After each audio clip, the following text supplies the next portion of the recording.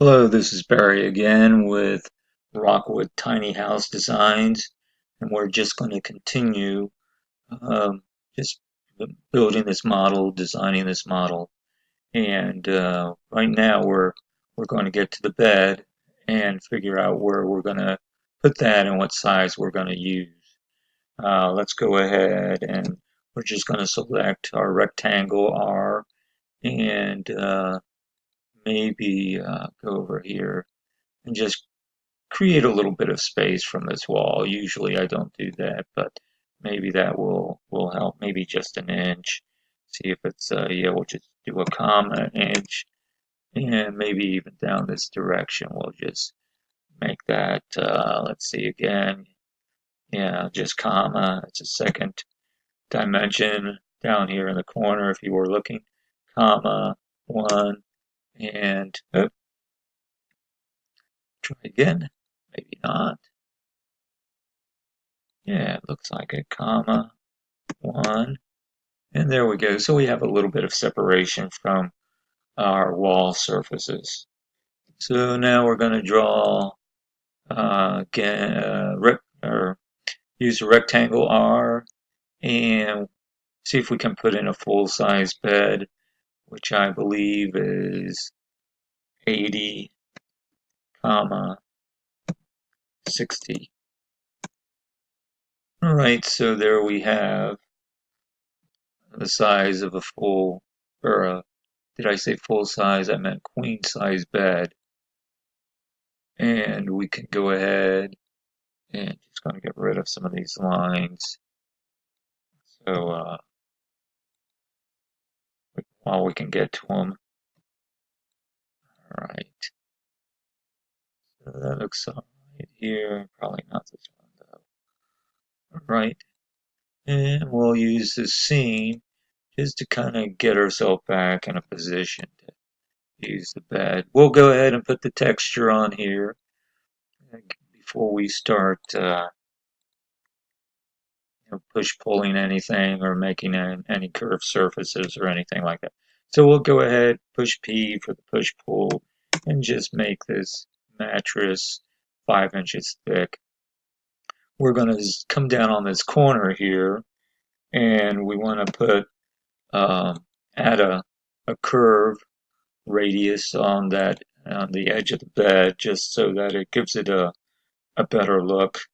So right now we're just going to put a 1 inch square, 1 comma 1, enter, and then we're going to use our wedge tool or our ply tool. So I'll hit W, I'll click on the spot on the adjacent corner, and then we're just going to go from the start of that line up to this line here, and we'll go the other direction. Start up here. Oops, there we go. Let's get out of that. And again, click on there, come up to this, there we go. We're on that line, come down to here. Why? Not sure why this is happening. Let's see. Okay, why did it happen the first time? Okay, click here, start on the side and go up. That looks like it should work. There we go. And then we're going to use the follow me tool, but in order to do that, we have to be able to see all the edges we want to follow along. So we'll orbit a little bit and then pan to get our bed so we can see all the edges of the bed. So we can use the push, or not the push pull, but the follow me tool, and just be able to go around the perimeter of this surface. And then bring it back over here. Hopefully we get a finished edge, and we did. You know, now, let's see if we can maybe try to do the edges. Yeah, that worked. I don't think we get the whole. If we could get, yeah. Let's see. Let's try this. Okay, this looks like it might work. Let's try again to see if we can hide all those edges, and it looks like we were able to. So that actually was very helpful. So let's get that. So all the lines are gone from the bed, and now we want to add our pillow. We'll make the pillow about 4 inches high and maybe about 18 inches uh, wide or long. So we'll come out here and just do a comma 18, and we'll see if this will work. Okay, comma 18. So that brings us out 18 inches. Yes. And sometimes it's really difficult to deal with hidden edges. You'll find you can't push pull through things through them, and that if you have something that is attached to them and you're trying to move something, it will just pull that entire edge on that entire surface. So what we're going to do is just start our pillow off by just drawing a rectangle and pulling that up 4 inches, and then we'll just kind of bring them out to the edge of the bed. See, it stops on the curved surface, and do the same over here. Just bring this out to the edge, and again, just orbit, rotate, and pan over a little bit, push pull, bring this over to the edge, and now now that we have that rectangle up here, we'll push pull that to the edge, then stop us orbit a little bit so we can snap on that edge. There we go. So, and so now we'll go ahead and we'll add an edge or a radius on our pillows just to make it uh, look more realistic.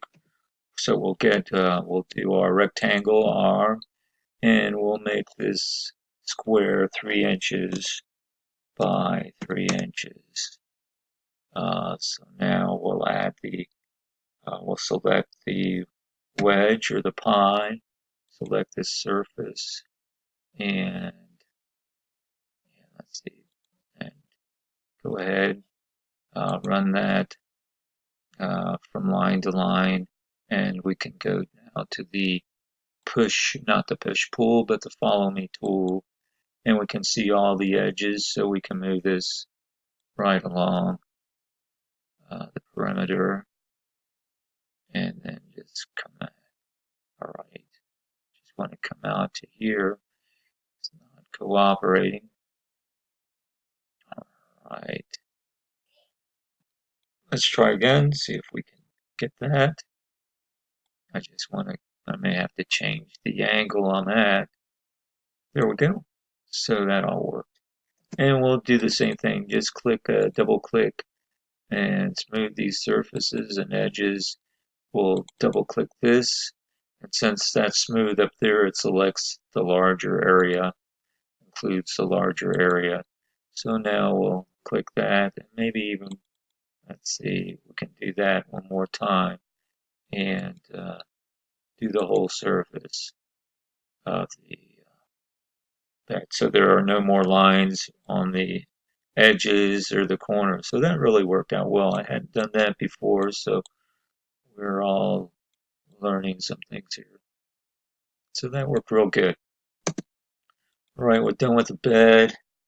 Now we just want to figure out the placement of our cabinets, our furniture, like our dresser, and what we want to, what style we want on that, how large we want it.